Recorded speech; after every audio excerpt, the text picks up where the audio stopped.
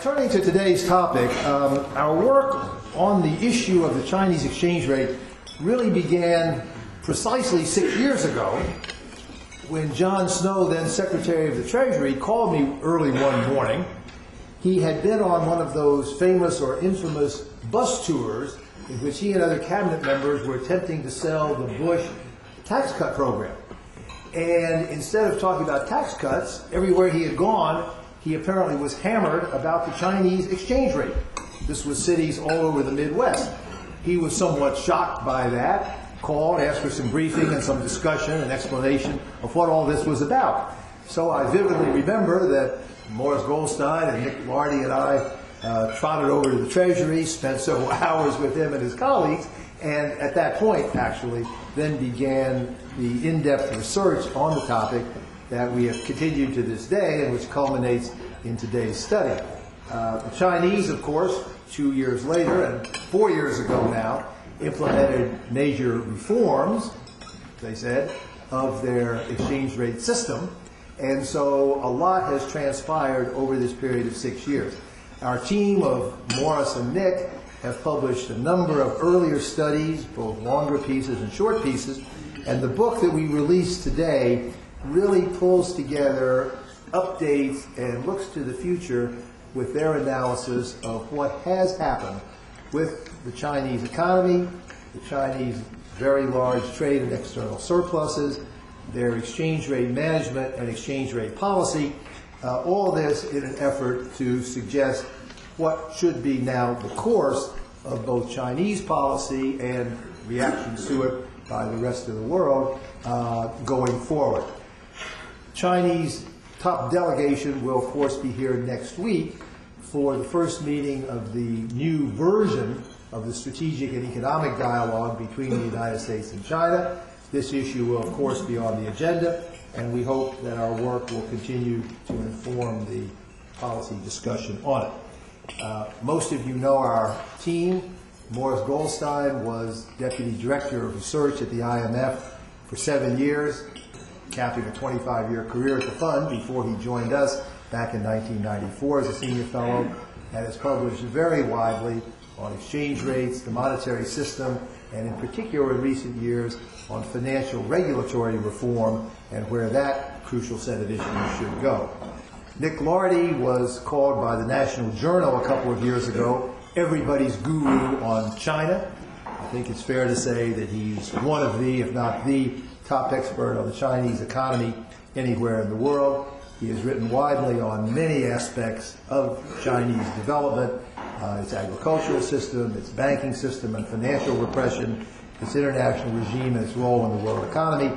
And it's a pleasure to introduce Morris and prior to him, Nick, to lead off their presentation of our new book, The Future of China's Exchange Rate Policy. Nick.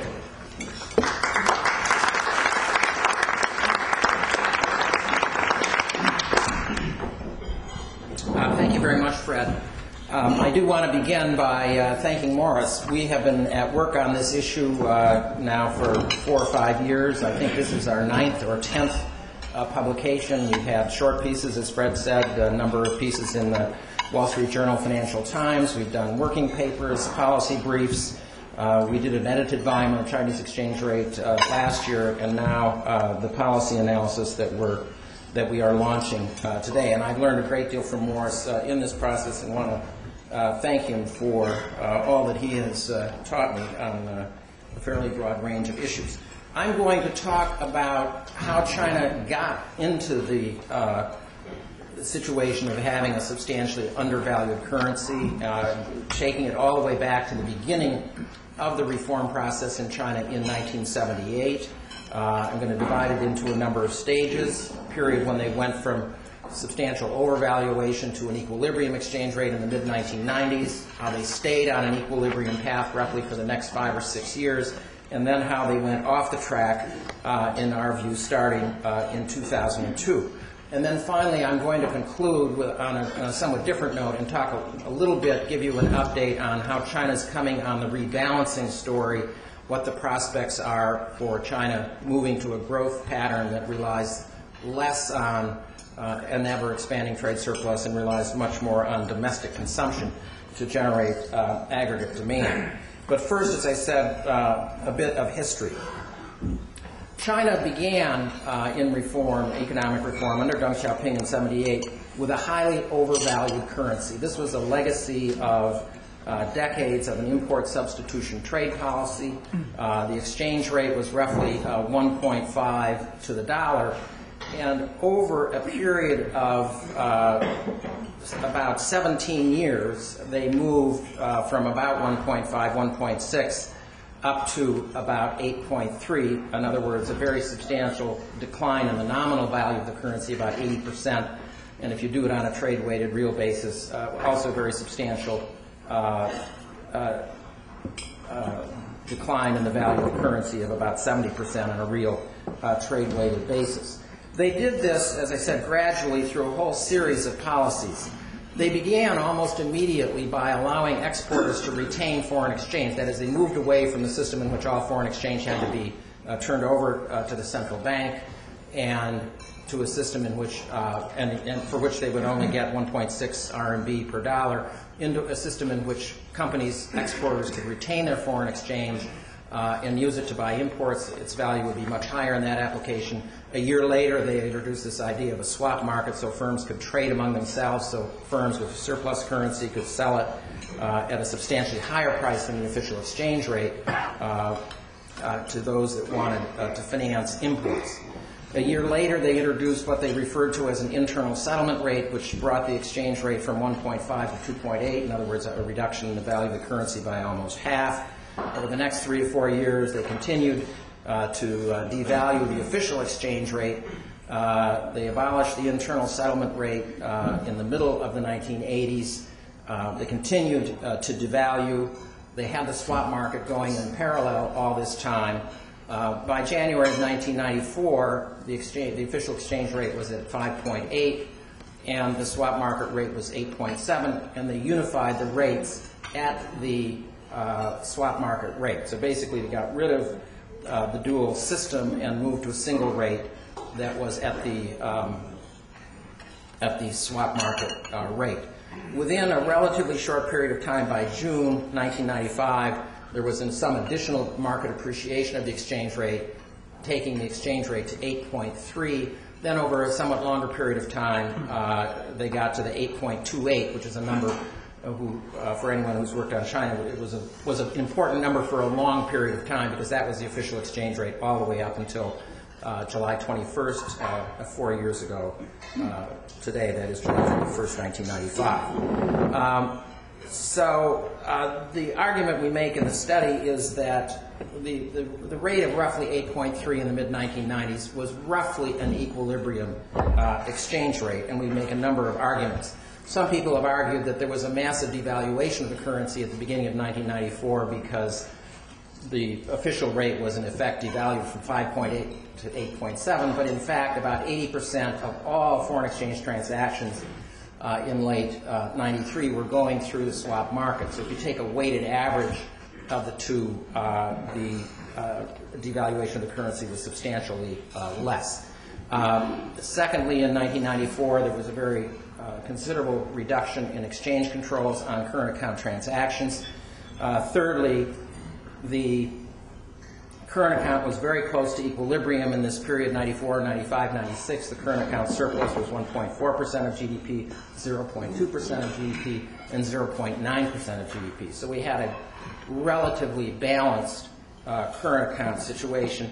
And then finally, towards the end of 1996, China came fully into compliance with the Article 8 provision of the International Monetary Fund, which meant, of course, complete convertibility for all current account transactions. So exchange controls for current account transactions were eliminated. The current account was close to equilibrium. And so we tend to the view that the 8.3 exchange rate was something reasonably close to an equilibrium. We don't want to argue about the last tenth of a point, but it was roughly speaking an equilibrium with a very, very modest current account surplus. The next part of the argument is that this peg of 8.3 and by 97, 8.28, which was then constant for a long period of time, actually served China extremely well all the way through 2001. And the reason is that there was an appreciation of the dollar during this period, so on a trade-weighted basis, the Chinese currency, as you can see in the red line, this is the J.P. Morgan index of real effective exchange rate. You had roughly a little bit more than 3% per year appreciation of the currency from the mid-90s through the end of 2001.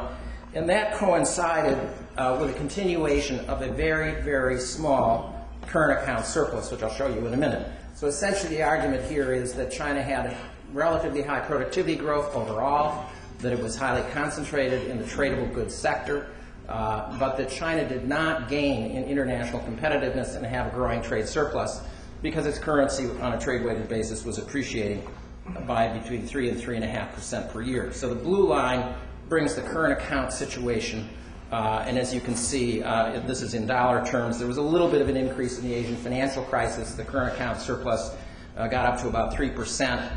But as you can see, then it fell in absolute terms fairly continuously, and by 2001, the current account surplus was only 1.3% of GDP. All the evidence is that productivity growth in this economy continued at almost the same pace after 2001 all the way up to the present as it did between 1995 and 2000. We also hypothesize that this continued to be concentrated in the tradable goods sector. And so our green line here is what we are hypothesizing is would have been a real equilibrium exchange rate. In other words, continuing the underlying path of real appreciation that China had between the mid-90s and the end of 2001.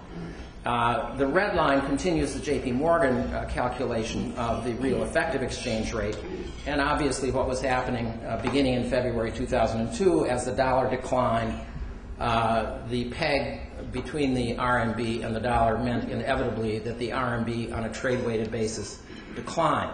So as you can see, there's a growing gap there in between the equilibrium exchange rate that would have resulted in we believe, a similarly small current account surplus, in the neighborhood of 1% of GDP, and the real effective exchange rate, which began to depreciate.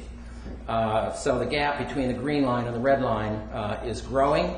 By 4 years ago, in July of 2005, on the eve of the currency reform, the gap between these two lines is the equivalent of a 23% undervaluation of the RMB. Now the blue line, I think, is then self-explanatory. You can see the blue line begins to slope upward as the currency becomes increasingly undervalued, and so we move to a current account surplus that is now, at the end of last year, about 426 billion US dollars, a little under 10% of GDP, an unprecedented trade current account surplus for a large continental-sized economy. Morris will talk about developments in greater detail, but basically our view is that undervaluation of the currency didn't really diminish very much.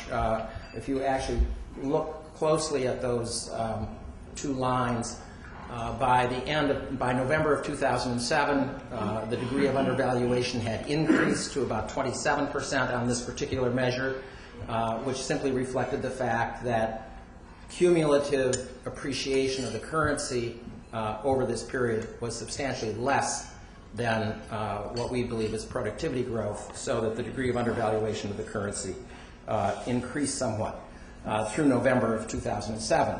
After November of 2007, for about a year then, the degree of undervaluation diminished because currency appreciation accelerated. We analyzed various indices in the book. On the BIS index, for example, if you take the total cumulative appreciation from July 2005 up to the end of 2008, about 3/4 of the appreciation occurred between November 2007 and towards the end of 2008. So there was a pretty significant acceleration of appreciation of the currency in basically 2008. So on this particular approach to measuring undervaluation, which is very well specified in the book, by the end of 2008, we think the currency was roughly about 20% undervalued. So they made some progress over the course of 1998, but at least on this particular metric, the currency remains significantly undervalued. Morris will provide some alternative metrics for looking at this question as well. This is just looking at it from the relationship between the exchange rate on the one hand and productivity growth on the other. Let me conclude by saying something about where China is in terms of rebalancing its economic growth. I think there are three positive developments, so I'm relatively more optimistic on this issue than I have been in the past. First of all, as indicated, the pace of currency appreciation accelerated in the course of 2008, which is a positive development. It is the case now that China's trade surplus is shrinking for the first time in over a decade. In the second quarter of this year, for example, the trade surplus is down about 10% in real terms, or in nominal terms, absolute terms, compared to the same period in 2008. There has also been a very substantial increase in the build-out of the social safety net, which should help to reduce the precautionary demand for savings and lead to increased level of consumption. This is a simple diagram just showing the red line is the growth of social expenditures.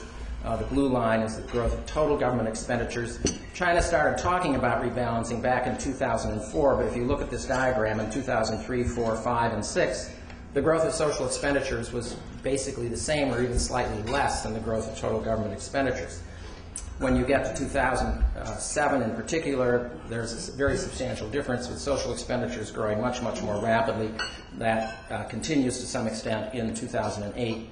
And the growth of social expenditures is fairly high, continuing in the first 5 months of this year.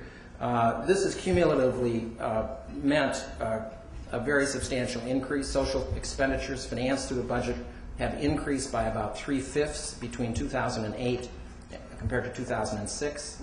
Health expenditures have actually doubled in absolute terms in this 2-year period. Breaking it down into the various components, you can see health has had the strongest growth. Pension and Social Security payments have also increased quite substantially.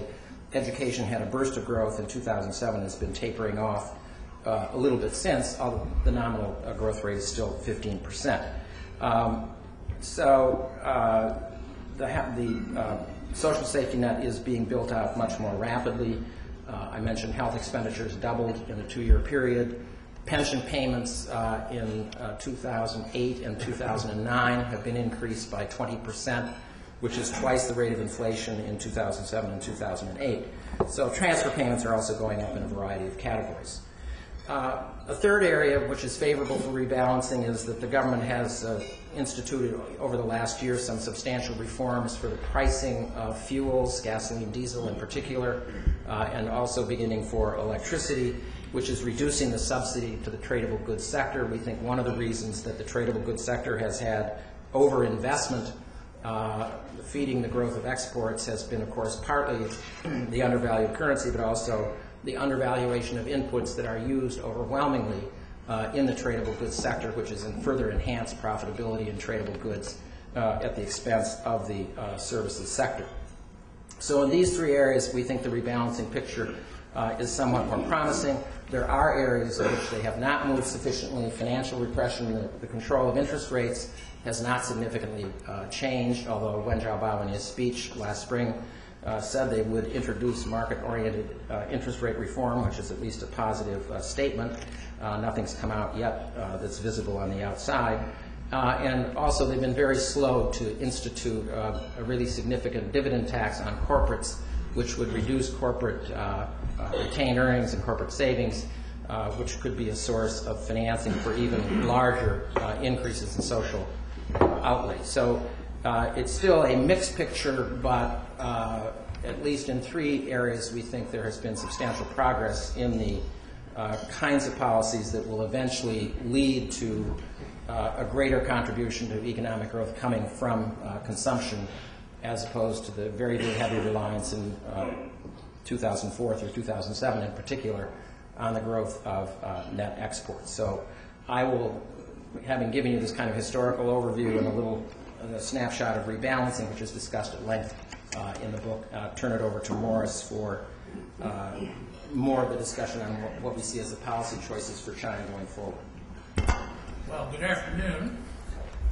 Let me also take this opportunity to thank Nick for this collaboration on Chinese exchange rate policy over the past 6 years, which has been so much fun.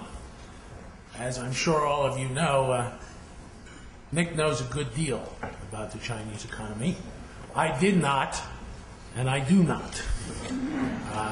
I am just an ambulance chaser for countries, and I've been chasing this one for 5 or 6 years, learning from Nick. The poor man has had to answer so many how come and why questions over this period. It's amazing he still has his sanity.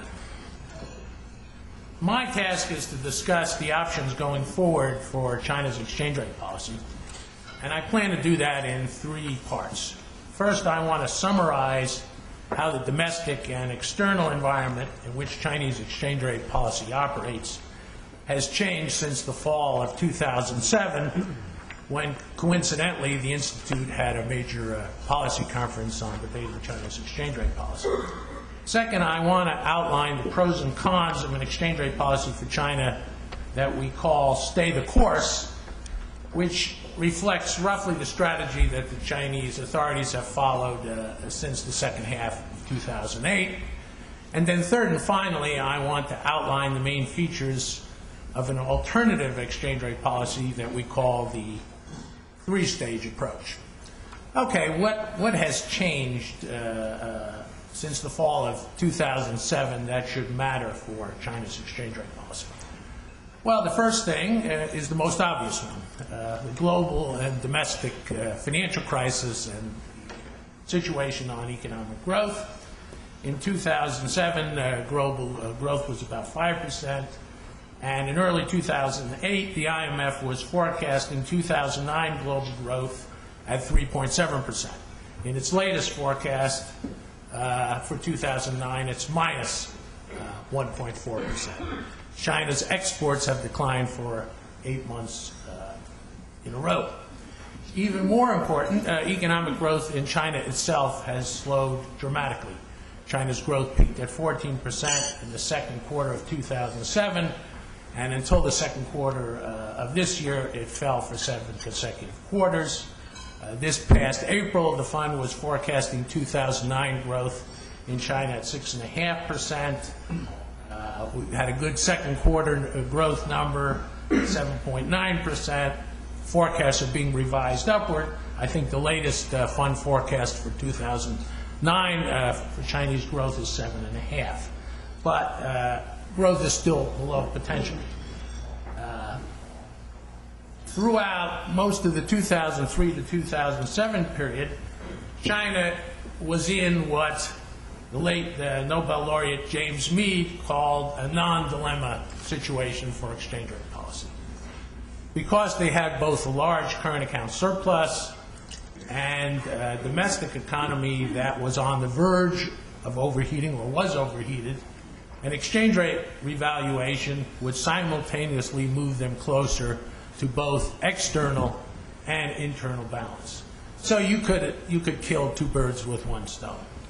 But when economic growth in China is below potential growth, and when economic growth is declining, as it has been recently, then exchange rate policy is in a dilemma.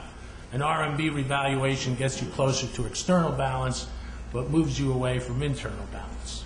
Now, of course, the sooner Chinese growth returns to, say, 8, 9, 10%, and even more so if this growth acceleration is accompanied by a rise in inflation and by an increase in capital inflows. We saw a very big reserve increase in the second quarter, 165 billion capital inflows are moving up. Well, then you get back to a non-dilemma situation. And the main point is, when you're in a dilemma situation, you can be less aggressive on exchange rate valuation than when you're in a non-dilemma. When you're in a dilemma situation, you have to be more cautious. When you're in a non-dilemma situation, it can be more aggressive. So we've switched from a non-dilemma situation to a dilemma situation. Maybe we're coming back now to a non-dilemma situation. A second big thing that has changed since the fall of 2007 is the real effective exchange rate with the RMB, along with China's global current account surplus. In 2007, as Nick mentioned, China's global current account surplus hit a peak of 11% of GDP. A really unprecedented number for a large economy. Just as striking, in October 2007, the real effective exchange rate of the RMB had appreciated by a paltry 7% since just before the Chinese currency reform of July 2005. I say paltry because I think many estimates, including our own, indicated that the RMB was undervalued at that time by about 40%. So if it's 40% and you've done 7, that's not a big amount. Well, today things are somewhat different. As Nick noted, China's 2009 global current account surplus probably come in the neighborhood of 8 or 9% of GDP. Still very big, but it's not 11%. And if you look at how the real effective exchange rate of the RMB has behaved since just before the currency reform of July 2005, the cumulative appreciation hit about 20% in September 2008. Today it's closer to 15%. But 15 or 20% is not 7%. It's not paltry. It's significant. Since Nick and I have been pushing for a large RMB revaluation since 2003, we are pleased and we welcome the progress that's been made. At the same time, you will notice that there is no mission accomplished banner hanging across this stage. They have a considerable way to go, probably another 15 to 25% to go. But they're clearly, I think, not so far behind the curve as they were in 2007. Yet a third change, I would say, since the fall of 2007 relates to the external pressure on China's exchange rate policy. Again, if we go back to the fall of 2007, you'll recall that there were a lot of bills in the Congress threatening to impose various penalties on countries that allegedly manipulated their exchange rates, including China. After that, in the presidential campaign, candidate Obama argued that China was manipulating and that his treasury would label them as such. Well, the arrival of the global financial crisis and the reduction in the U.S. current account deficit to probably around 3% of GDP this year has put most of those currency issues on the back burner. Indeed, I'd say over the last several months we've heard more about the dollar than we have heard about the RMB. Also, in their first report to Congress, the Geithner Treasury did not label China as a manipulator. But it's probably premature to conclude that such currency disputes and possible trade policy reactions are over. As Fred Bergson often reminds us, one of the best leading indicators of protectionist trade pressure in the U.S. is a high and rising unemployment rate. We have that. Many people think it will peak at 10% or so. If the U.S. dollar were to go down, and if the RMB were to follow it down and reverse some of the progress made in 2008, and if their reserve growth, China's reserve growth, accelerates, you may well see some of those bills coming back. I also take the view that the pressure for unilateral national action on currencies increases when countries feel that the designated international umpire, namely the IMF, is not doing its job on exchange rate surveillance. This is a topic for another seminar. I won't get into it too much. I just mentioned that in the past month, IMF management issued a guidance note to IMF staff on bilateral surveillance that would drop use of the finding of fundamental misalignment as well as manipulation, and it would also drop the use of ad hoc special consultations for countries that have exchange rate problems. In my view, this will rightly be seen as a further retreat from the fund's responsibilities on exchange rate surveillance and may lead to what one of my colleagues calls vigilantism on these issues. I hope not, but we'll see. Okay, let me move toward discussing the two competing exchange rate policy options in the study. I begin with the state of course strategy. It starts from the conclusion that China's existing exchange rate policy has been successful in the following sense. The average annual rate of economic growth from the July 2005 currency reform through, say, the middle of 2008 was about 10%. Core inflation has been low. The investment share of GDP has leveled off after several years of rapid increases. It has so far been possible to implement a gradual appreciation of the RMB vis-a-vis the dollar while still conducting a reasonably independent monetary policy. Seen from this perspective, some would say that the sensible strategy going forward is to make only minor changes in that policy, that is, state of course. The main elements of state of course would be the following. The Chinese authorities would adjust the scale of their exchange market intervention to try and hold the RMB virtually constant against the dollar, as they have since the middle of 2008. If the dollar appreciates, they might allow the RMB to depreciate against the dollar to limit the rise of the real effective exchange rate. And they might say, well, you should let us have some depreciation because we've had a fairly substantial appreciation on trade-weighted terms since 2005. The second element in state of course would be to reverse the 2006-2007 pattern and raise the rate at which value-added taxes on exports are rebated. A first step in this direction was the announcement in July 2008 that the VAT rebate on a selection of textile and apparel would be raised to 13%. In mid-October, they announced higher rebate rates would take effect on over 3,000 products. And then there have been some other minor rebate increases as well. Well, those things lower the price of Chinese exports. They affect China's competitiveness. Third element, after global growth has shown some non-trivial recovery, the Chinese authorities would allow the currency to resume a moderate pace of appreciation. So that's kind of what I think people mean by state of course. If that's doable, well, what are the disadvantages of it? We actually see quite a few of them. First, note that the RMB is still significantly undervalued, notwithstanding the sizable appreciation that we've seen. By our estimates, roughly 15 to 25% still to go. That's also a range that encompasses the recent estimate of RMB undervaluation by our colleagues John Williamson and Bill Klein. Also note that China's global current account surplus in 2009 is still likely to be big, probably 8 or 9% of GDP.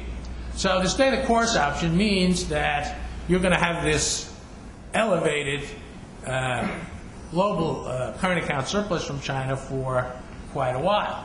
And if they have little currency appreciation over the coming quarters, they continue to raise export rebates, and global growth soon converges back to long-term potential, the risk is that the surplus could start rising again, and we might have something like what we saw in 2005 to 2007. So, in short, you could reverse a good deal of the progress. Well, if their imbalance stays high and they don't make much more progress on RMB revaluation, would that be a bad thing? Well, it wouldn't be helpful in a number of respects on the international side and on the domestic side. There's a lot of uncertainty about whether the U.S. consumer is going to continue to be able to be the engine of growth, but suppose it's weaker, and let's suppose the U.S. has to withdraw fiscal stimulus, then you're going to want some boost from that exports, and to get that you're going to need lower dollar. Klein and Williamson estimate the dollar is overvalued by about 17%. But if the dollar's got to go down, something else has got to go up. And if China doesn't move much, that's going to make that harder. Also, you recall that one of the contributory factors to this crisis was low long-term interest rates, which were fed into low mortgage rates, excessive leverage. And part of the reason for those low long-term interest rates was large capital flows from the surplus countries.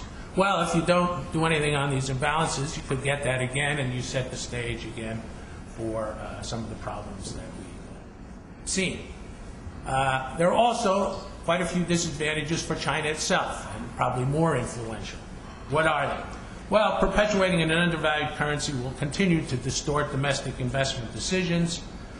Currency undervaluation and low lending rates lead to excessive investment in manufacturing and underinvestment in services. Industries like steel, which have experienced explosive growth since 2003, may continue to expand their exports as production exceeds domestic demand. Government has tried to cut some of that excess capacity doing non-exchange rate things, hasn't been very successful. The stay-the-course strategy also undermines government efforts to transition to a more consumption-driven growth path, as Nick has laid out. We think the stay-the-course strategy is also not consistent with the spirit of the commitments that China made at the G20 meetings in Washington and London in the sense of these export tax rebates. The stay-the-course strategy perpetuates the undervaluation of the currency by its combination of large-scale exchange market intervention and large-scale sterilization. As our colleague Mike Musa has explained, when the demand for base money grows briskly, the supply has to grow briskly to accommodate it.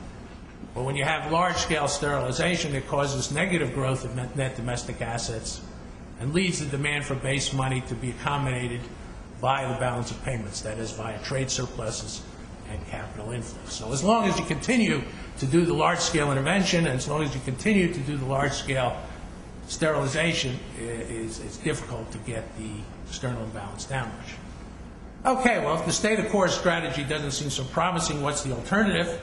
In our view, what is called for is an approach that would permit China to reduce the undervaluation of the RMB, as well as its very large current account surplus, while keeping a lid on domestic social pressures. We call this the three-stage, and let me just give you the broad outlines. In stage one, during the global slowdown, China would reject competitive devaluation as a mechanism to deal with reduced external demand.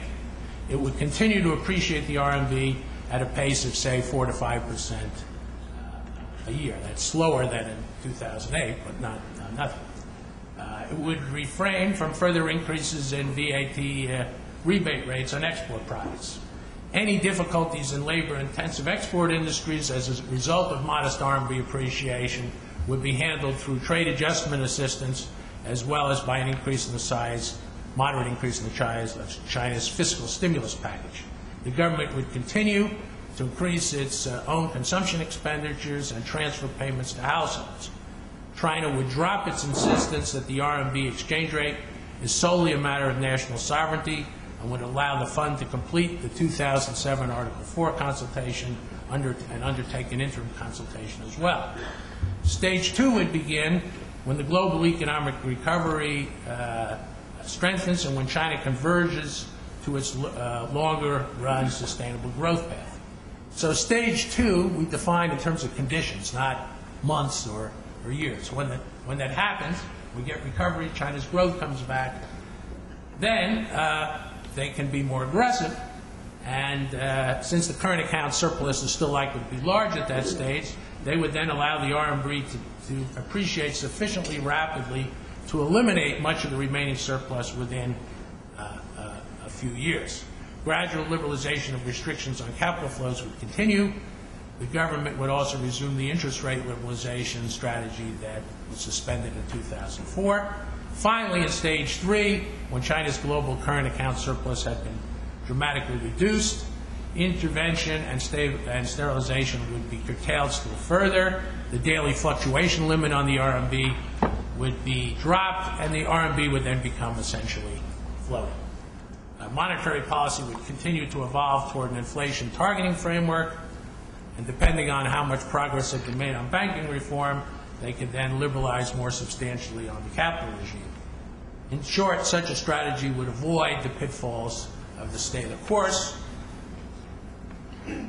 By the end of stage 3, China would have eliminated any remaining undervaluation of the RMB. It would also be closer to achieving 4 of its stated long-term goals: a truly market-determined exchange rate, an effective framework for independent monetary policy, a more open capital account, and a more harmonious relationship with its trading partners. Let me stop there.